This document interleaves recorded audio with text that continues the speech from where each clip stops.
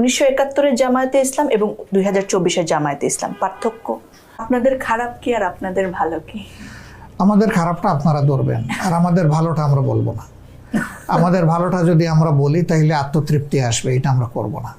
আর খারাপ যা আছে একেবারেই কোনো মানে ওই যে স্টেট কার্ড বলছেন না, স্টেট কার্ড ধরবেন, কোনো ছাড় দেবেন না আমাদের। আচ্ছা, বিভিন্ন জায়গায় নারীদেরকে হেনস্থা করা হয়েছে, সে কেন কপালে টিপ পড়লো, সে কেন বোরখা পড়লো না, এই ধরনের নানা ঘটনায় জামাতে ইসলামকে বারবার মানুষ দায়ী করেন। এই যে মেয়েদের স্বাধীনতার ব্যাপারে বললেন, ভয়ের জায়গাটা দেখায় আমাদের বিরুদ্ধে যারা বলে যে এরা ক্ষমতায় গেলে সবগুলারে কালো বোরকা একটা করে পরাই দিবে, শুধু চোখ ছাড়া আর বডির কিছুই দেখতে পাবে না। আমাকে পড়তে হবে না বলছেন? না না, আমি সেটা বলছি না। আপনার ইচ্ছা হলে আপনি পড়বেন, না ইচ্ছা হলে বাধা পড়তে দেব হবে না। না।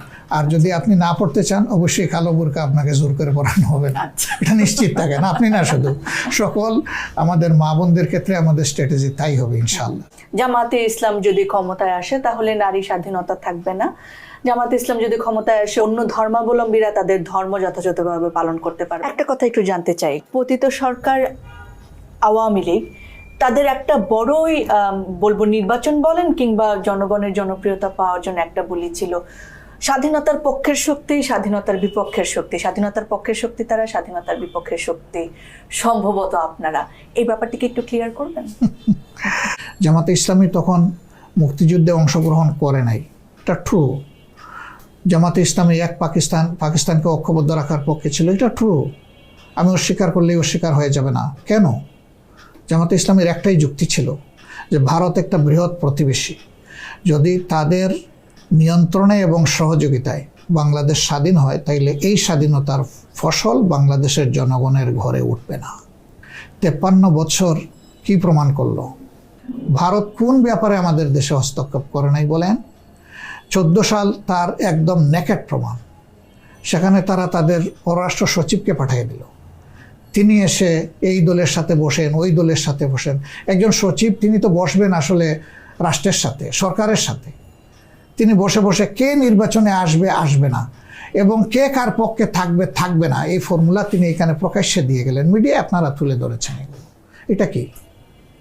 আমার দেশের শাসক কিভাবে নির্বাচিত হবে, কোন দল ইলেকশনে আসবে, কোন দলকে জনগণ ভোট দেবে, কে সরকার গঠন করবে, এটা কি অন্য রাষ্ট্র ঠিক করে দিবে নাকি আমার দেশের জনগণের ভোটে ঠিক হবে? আমরা বলি যে আমাদের সবচেয়ে ঘনিষ্ঠতম বন্ধু দেশ ভারত, আমরা এটা বিশ্বাস করতে চাই, দেখতেও চাই। যদি এটাই হয় তাইলে ফেলানি এইভাবে ঝুলে থাকলো কেন? পত্রিকার পাতা খুললেই আমাদেরকে দেখতে হয় কেন যে অমুক বর্ডারে অমুককে খুন করা হয়েছে? কেন এটা হবে? তাদের সুবিধার্থে ট্রানজিট দিতে হবে এপার থেকে ওপারে, কিন্তু সেই ট্রানজিটের কোনো সুফল বাংলাদেশ পাবে না। কি সুফল পেয়েছে সরকার যারা এতদিন চালিয়েছে তারা বলুক, বাংলাদেশ কি সুফলটা পেয়েছে? আজকে ফারাক্কার কবলে উত্তরবঙ্গের একটা বিশাল অংশ মরুভূমি, তিস্তা নিয়ে লড়াই চলছে, কিন্তু এখন পর্যন্ত তার কোনো সমাধান হয় না। রাজ্য সরকার আর কেন্দ্রীয় সরকার একজন আরেকজনকে ধাক্কা দেয়। সরকার কয়টা চলে একটা দেশে? এগুলো তো মৌলিকভাবে সেন্ট্রাল গভর্নমেন্টের কাজ। তো যদি আমাদের বন্ধুত্বের মাত্রাটা এত হাই হয় তাইলে একতরফা কেন সব কিছু? একটা জায়গায় নিশ্চয়ই আপনিও আমার সাথে একমত স্বীকার করবেন যে বিগত সরকার নানা সময়ে বলেছেন যে জামাতে ইসলাম যদি ক্ষমতায় আসে তাহলে নারী স্বাধীনতা থাকবে না। জামাতে ইসলাম যদি ক্ষমতায় আসে, অন্য ধর্মাবলম্বীরা তাদের ধর্ম যথাযথভাবে পালন করতে পারবে না। এবং এই 5ই আগস্টের পরে নানা জায়গায় যে বিভিন্ন ধরনের ঘটনা ঘটেছে, মন্দির ভাঙচুর বলেন কিংবা বিভিন্ন জায়গায় নারীদেরকে হেনস্থা করা হয়েছে, সে কেন কপালে টিপ পড়লো, সে কেন বোরখা পড়লো না, এই ধরনের নানা ঘটনায় জামাতে ইসলামকে বারবার মানুষ দায়ী করেন। সেই জায়গায় আপনি কি বলবেন? সুবিধা হলো আমাকে খালেদ মহিউদ্দিন প্রশ্ন করেছিলেন যে আপনাদের বিরুদ্ধে এরকম অনেক অ্যাঙ্গেল থেকে আসে কেন। আমি বলেছিলাম যে আমাদেরকে সবাই ভালোবাসে, তো এই জন্য আমাদেরকে কসলাইতেও পছন্দ করে একটু বেশি। তো আমাদের কাঠটা একটু নরম, কাজে এখানে আস্তে করে তার বার্ডেনটা রেখে দেওয়া যায়।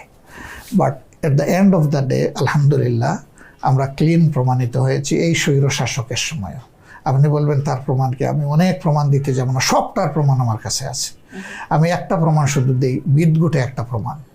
গাইবান্ধায় সুন্দরগঞ্জের এমপি ছিলেন লিটন সাহেব, ওনাকে কে বা কারা গুলিবিদ্ধ করে ওনার বাড়ির কাছেই তাকে খুন করলো। খুন করার পরে তখনকার প্রধানমন্ত্রী যিনি ছিলেন তিনি সংসদে দাঁড়িয়ে বললেন যে এই কাজ করেছে জামাত ইসলামী। কেন? জামাতের আমিরকে তিনি সেখানে যেতে বাধা দিয়েছিলেন, এই জন্য জামাত তাকে শত্রু মনে করে। অতএব এই যুদ্ধের বিরুদ্ধে জামাত ছাড়া কেউ অস্ত্র ছুটতে পারে না, গুলি ছুটতে পারে না। একই সুরে তাদের সমস্ত নেতারা কথা বলেছেন, এমনকি পুলিশের আইজিও একই সুরে কথা বললেন। কি হলো, দিন শেষে দেখা গেল যে না, তাদেরই ক্ষমতার পার্টনার অন্য একটা দলের একজন নেতা, যিনি ওই আসনে একসময় এমপি ছিলেন, তিনি তার জায়গা পরিষ্কার করার জন্য নিজের গুলি দিয়ে নিজেই খুন করেছেন। তিনি কিন্তু এখন জেলে আছেন। আমাদের উপরে যতগুলো অভিযোগ দেওয়া হয়েছে, আমি একদম এক বাক্যে বলছি, সবগুলা মিথ্যা এবং রাজনৈতিক প্রতিহিংসার জায়গা থেকে দেওয়া হয়েছে। তাহলে কি আপনারা বাঙালি সংস্কৃতি রক্ষার জন্য কাজ করবেন? না না, আপনি তো নারী স্বাধীনতার কথা বলছেন। আপনি কি শুধু নারীর স্বাধীনতা চান, পুরুষের স্বাধীনতা চান না? সকলের স্বাধীনতা। আমরা এই রাষ্ট্রের জনগণের স্বাধীনতা চাই। একদম। আমার নারীদেরকে আমরা কিভাবে দেখি? নারীদেরকে মা হিসাবে দেখি, আমার সহোদরা বোন হিসাবে দেখি, এবং আমার ঔরসজাত সন্তান হিসাবে আমরা দেখার, এর বাইরে কোনো কিছু হিসাবে আমরা দেখতে চাই না। তো আমি আমার মায়ের সম্মান দিব না, তাইলে আমি এই মায়ের সন্তান হলাম কেমন করে? আমার বোনটাকে ভালোবাসা, শ্রদ্ধা, সম্মানটা কেমন? প্রচন্ড সম্মান। সেই সম্মানের জায়গায় এখন মনে করেন নারীরা বিভিন্ন কর্মক্ষেত্রে তারা বিভিন্নভাবে বিভিন্ন পরিস্থিতির শিকার হন। আলহামদুলিল্লাহ, যদি কোরআনের ভিত্তিতে একটা দেশ হয়, তারা সকল জায়গায় যোগ্যতার ভিত্তিতে অবদান রাখবেন, চরম ইজ্জত এবং নিরাপত্তা নিয়ে রাখবেন ইনশাআল্লাহ। তাদের দিকে খারাপভাবে চোখ তুলে তাকানোর কেউ সাহস করবে না। সেই রাষ্ট্রটা আমরা উপহার দিতে চাচ্ছি।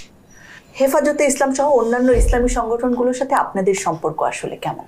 ইসলামী সংগঠনগুলোর মাঝে বিভিন্ন নেচারের আছে। যেগুলা কতগুলা সংগঠন আছে তারা রাজনীতির মাঠে আছে, তাদের সবাইকে আমরা সম্মান করি।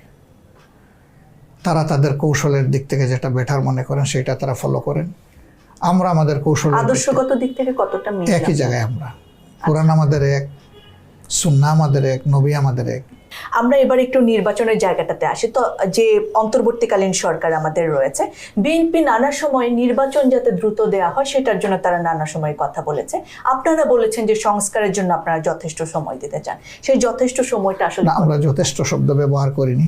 আমরা বলেছি মানে কি বলে, ন্যায্য সময়টা দিতে। সেই ন্যায্য সময়টা, সেই ন্যায্য সময়টা খুব লম্বা হবে না, এটা বছরের পর বছর হবে না, এটা আমরা বলেছি। এবং তাদেরকে আমরা সরাসরি বলেছি যে সংস্কারের, মৌলিক সংস্কার, সব সংস্কার তারা করতেও পারবেন না চাইলে, এটা হিউজ টাইম লাগবে। মৌলিক সংস্কারগুলা করে জাস্ট ইলেকশনের জন্য যে লেভেল প্লেইং ফিল্ডটা দরকার, এবং জনগণ নিরাপত্তার সাথে, স্বস্তির সাথে তার ভোটের আমানত তার পছন্দ মতো যাতে প্রয়োগ করতে পারে, এই পরিবেশ নিশ্চিত করার জন্য যেটুকু সংস্কার দরকার ওইটা আপনারা করেন। আর কিছু কালো আইন আছে, সেই আইনগুলা সরাই দেন। এখন বলবেন যে এরা সরাবে কেন, নির্বাচিত সরকার আসলেই তো সরে পারে না। ওই সময় ভুলে যায় যে, তখন চিন্তা করে এতদিন আমার উপরে এই চাবক পড়েছে, এই চাবকটা হাতে নিয়ে দেখি, এটা দিয়ে পিটাইতে কেমন মজা লাগে একটু দেখি। এটা করতে চাচ্ছি না বলেই তো আমরা চাচ্ছি যে এখন সংস্কার হোক। এই জায়গাটা এই কারণেই আমাদের তাড়াহুড়া নাই। তবে তাড়াহুড়া নাই বলে এটাও না যে বছরের পর বছর জনগণের প্রত্যাশার এই নির্বাচন বিলম্বিত হবে। 3টা নির্বাচনে জনগণ ভোট দিতে পারলো না, আবার আরেকটা নির্বাচন যদি দীর্ঘায়িত হয়ে যায়, এটা জনগণের উপরে সুবিচার হবে না। আমরা এই জায়গাটায়ও আশা করব যে তারা সম্মানের সাথে আগাবেন। 1971-এর জামায়াতে ইসলাম এবং 2024-এর জামায়াতে ইসলাম পার্থক্য দেখেন, আদর্শের জায়গায় তো পরিবর্তনের সুযোগ নাই। আদর্শ আমরা বানাইনি, আদর্শ আল্লাহর দান। এটা আমরা নীতিগত, কৌশলগত, কৌশলগত। নীতি আর আদর্শ কাছাকাছি জিনিস, ওখানে কোনো পরিবর্তন হওয়ার কথা না। কৌশলগত ব্যাপারে অবশ্যই অনেক পরিবর্তন এসেছে। নামের ব্যাপারে ধরেন, আগে ছিল জামাত ইসলাম বাংলাদেশ, এখন হয়েছে বাংলাদেশ জামাত ইসলাম। আপনি বলবেন যে এই দুইটার আবার ডিফারেন্স কি? বাংলাদেশও আছে, জামাতে ইসলামী আছে, হয় আগে গেছে না হয় পরে গেছে, তো ডিফারেন্সটা কি? যখন আমি বলবো জামাতে ইসলামী বাংলাদেশ, তখন মিন করবে যে জামাতে ইসলামী যত জায়গায় আছে সবগুলা এক, এবং সেই জায়গা থেকে জামাতও তার একটা অংশ, বাংলাদেশ চ্যাপ্টার। আর আমি যখন বলবো বাংলাদেশ জামাতে ইসলামী, তখন ওইটা আর মিন করবে না, it's an independent organization totally. এবং আসলে বাস্তবতা আমাদের তাই। এরকম অনেকগুলা সংস্কার আমাদের এখানে এসেছে। লিডারশিপে এক সময় ধরেন এই যে আরপিওর কমপ্লায়েন্সের শর্ত ছিল না, যে কোনো পলিটিক্যাল অর্গানাইজেশন যারা নিবন্ধিত থাকবে তাদেরকে 30% মহিলা বা নারী সদস্যা থাকতে হবে, এটা ছিল না এক সময়। কিন্তু যখন এই নিবন্ধনের সিস্টেমটা চলে আসলো তখন কিন্তু এটা শর্ত হিসাবে আরোপ হলো। আলহামদুলিল্লাহ আমাদের এই জায়গায় তো ভেরি রিচ, আমরা 30-তে নাই, বহু উপরে চলে গেছি আমরা। আমাদের মহিলারা এখন পুরুষদের সাথে সমান তালে কাজ করছে। বাহ, চমৎকার। বাংলাদেশ যদি জামাতে ইসলামের হাতে যায়, আপনারা যদি রাষ্ট্র পরিচালনা করার সুযোগ পান জনগণের রায়ে, তাহলে কেমন বাংলাদেশ হবে? আমরা অতীত থেকে শিক্ষা নেব, 53 বৎসরের শাসনকে আমরা বিবেচনায় নেব, ব্যর্থতা এবং নিরাশার এবং জাতির সাথে কিছু কিছু জায়গায় আমি বলবো যে বিশ্বাসভঙ্গের যে জায়গাগুলো আছে সেগুলাকে আমরা বর্জন করব প্রথমে। দ্বিতীয়ত, আমরা একটা মানবিক বাংলাদেশ চাইব। এই মানবিক বাংলাদেশের জন্য আমাদের প্রথম অঙ্গীকার হবে দুর্নীতিমুক্ত সমাজ। আমি যখন বলবো দুর্নীতিমুক্ত সমাজ চাই, তখন প্রমাণ করতে হবে যে আমি নিজে দুর্নীতিমুক্ত থাকার চেষ্টা করছি। আমি হয়তো সমাজ ব্যবস্থার কমপ্লেক্সিটির কারণে চাইলেও বহু জায়গায় আমি পারবো না স্বচ্ছ থাকতে, সমাজ আমাকে এমনভাবে বাধ্য করবে, সেই জায়গাগুলো জনগণও বুঝে। কিন্তু আমি স্বেচ্ছায় একটা দুর্নীতিপরায়ণ মানুষ কিনা, আমাদের দলের লোকেরা চাঁদাবাজিতে লিপ্ত হয়ে যায় কিনা, বিভিন্ন দখলদারির পজিশন নিয়ে যায় কিনা, এবং মানুষের উপরে অন্যায় অত্যাচার জুলুম করে কিনা, এখানে জাতি ধর্ম নির্বিশেষে মানুষকে বিভিন্নভাবে ডিসপ্যারিটি বা অসমতার ভিত্তিতে দেখে কিনা, এই বিষয়গুলোকে আমরা অবশ্যই বিবেচনায় নিয়ে আমরা কঠোরভাবে এই জায়গায় স্থির থাকার চেষ্টা করব যে দুর্নীতির সাথে আমরা কোনো আপোষ করব না, নাম্বার 1। নাম্বার 2 হচ্ছে যে আমরা মেধাভিত্তিক বাংলাদেশ হিসাবে আমরা গড়ে তুলতে চাই, মেধার মূল্যায়ন সেখানে আমরা চাই। একজন পিয়নের চাকরির জন্য যে উপযুক্ত, ওই মেধায় যে অগ্রসর থাকবে সেই চাকরিটা পাবে, কোনো মামা খালুর ফোনে চাকরি পাবে না, কোনো দলের সাইনবোর্ড লাগিয়ে চাকরি পাবে না। আপনি বলবেন তার কি কোনো প্রমাণ আছে? আছে। আমরা এটা প্র্যাকটিস করার চেষ্টা করি। আমার ছোট্ট একটা মেডিকেল কলেজ আছে, যেটার আমি ফাউন্ডার চেয়ারম্যান ছিলাম। সেই মেডিকেল কলেজে এখন 1400-র মতো বা 1600-র মতো কর্মকর্তা কর্মচারী কাজ করেন। সেখানে আপনি সব ধর্মের মানুষ পাবেন, এবং দলও আমরা এখানে শর্ত দিই না। আমরা দেখি যে এই লোকটা এই কাজের জন্য যোগ্য কিনা। আমার এটা অবশ্য শুধু মেয়েদের কলেজ, বিদেশ থেকেও মেয়েরা আসে, সেখানেও সব ধর্মের মেয়েরা আছে, একক কোনো ধর্মের মেয়েরা সেখানে নেই। সেখানে কেউ দেখবেন আপনি স্কার্ফ পরতেছে, কেউ পরে না। তো একটা হিন্দু মেয়েকে কে বাধ্য করবো, একটা খ্রিস্টান বৌদ্ধ মেয়েকে বাধ্য করবো যে তুমি স্কার্ফ পরো? এটা তার স্বাধীনতা। এই যে মেয়েদের স্বাধীনতার ব্যাপারে বললেন, বয়ের জায়গাটা দেখায় আমাদের বিরুদ্ধে যারা বলে যে এরা ক্ষমতায় গেলে সবগুলারে কালো বুরকা একটা করে পরাই দেবে, শুধু চোখ ছাড়া আর বডির কিছুই দেখতে পাবে। আমাকে পড়তে হবে না বলছেন? না না, আমি সেটা বলছি না। আপনার ইচ্ছা হলে আপনি পড়বেন, না ইচ্ছা হলে বাধা পড়তে দেব হবে না। না। আর যদি আপনি না পড়তে চান, অবশ্যই কালো বুরকা আপনাকে জোর করে পড়ানো হবে না, আচ্ছা। এটা নিশ্চিত থাকেন। আপনি না, শুধু সকল আমাদের মা বোনদের ক্ষেত্রে আমাদের স্ট্র্যাটেজি তাই হবে ইনশাআল্লাহ। আলহামদুলিল্লাহ, এই প্রতিষ্ঠান থেকে অনেক নার্স অনেক সময় সরকারি চাকরি পেয়ে চলে গেছে, বিদায় নিয়ে 2 মাস পরে এসে বলছে যে আমি সরকারি চাকরি ছেড়ে দিয়ে এখানে থাকতে চাই। কেন? বলে যে ওখানে টাকা আছে কিন্তু সম্মান নাই, ওখানে টাকা আছে কিন্তু নিরাপত্তা নাই। আপনি একজন জ্ঞানী মানুষ, আপনি আপনাদের জামাতে ইসলামের গঠনতন্ত্র একেবারে সবটা জানেন, কিন্তু একেবারে তৃণমূলেও আপনাদের কিছু মানুষ রয়েছে। সেই তৃণমূলের অনেক কর্মীরও হয়তো নিজের প্রতিষ্ঠানের এই স্বচ্ছ ধারণাটি নেই। তারা অনেক সময় মানুষের উপর জোর করে অনেক কিছু চাপিয়ে দেন। ইসলামী শাসন ব্যবস্থা কায়েম মানে মনে করেন মানুষের হাত পাকে বেঁধে দিয়ে ইসলাম মানতে বাধ্য করা। সেই জন্য আপনি কি আপনার কর্মী সাধারণ যারা রয়েছে বাংলাদেশের বিভিন্ন প্রান্তে, তাদের উদ্দেশ্যে কিছু বলতে চান চ্যানেলের মাধ্যমে? না, দেখেন, আপনি যেটা বলছেন এটা আমি মানে ওরকম ডিসএগ্রি করছি না, কিন্তু আমি চিত্রটা তুলে ধরছি। এই 15.5 বছরে আমাদের শীর্ষস্থানীয় 11 জন নেতাকে দুনিয়া থেকে বিদায় করেছে এই সরকার। কাউকে দিয়েছে ফাঁসি, আর কেউ ইন্তেকাল করেছেন জেলের ভিতরে। তারপরে শত শত কর্মীকে খুন করেছে, বিচারিক এবং বিচার বহির্ভূত দুইভাবেই খুন করেছে। অসংখ্য কর্মীকে পঙ্গু করেছে, হাত নাই, পা নাই, চোখ নাই, কান নাই, নাক নাই, কেটে ফেলেছে। ঘর বাড়ি ধ্বংস করেছে, বুলডোজার চালিয়েছে, অফিসগুলো সিলগালা করে রেখেছে। কিন্তু এই পরিবর্তনের প্রথম দিনেই, প্রথম প্রহরে আমরা আমাদের সহকর্মীদেরকে আহ্বান জানিয়েছিলাম যে আমরা কোনো প্রতিশোধ নেব না। Keep quiet and keep patience, শান্ত থাকো, ধৈর্য ধরো। আমরা যাই বলেছি তাই হয়েছে। সারা বাংলাদেশে কোনো অভিযোগ আমাদের বিরুদ্ধে নাই, কোথাও নাই যে আমাদের একজন সমর্থকও প্রতিপক্ষ কোনো রাজনৈতিক কর্মীকে হ্যারাস করেছে। কারো প্রতিষ্ঠানে হাত দিয়েছে, লুটতরাজে অংশগ্রহণ করেছে, চাঁদা চেয়েছে, দখল করে নিয়েছে, কোথাও আমাদের বিরুদ্ধে কোনো অভিযোগ নাই।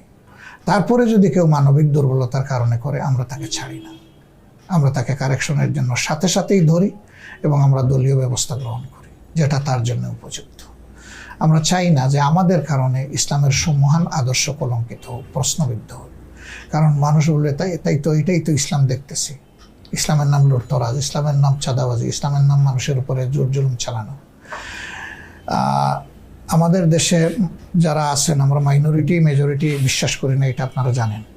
আমরা বলি যে এই দেশে যারাই জন্মগ্রহণ করেছে নাগরিক হিসেবে সকলেই সমমর্যাদা পাওয়ার অধিকারী, আমি তাদেরকে সম্মান করি।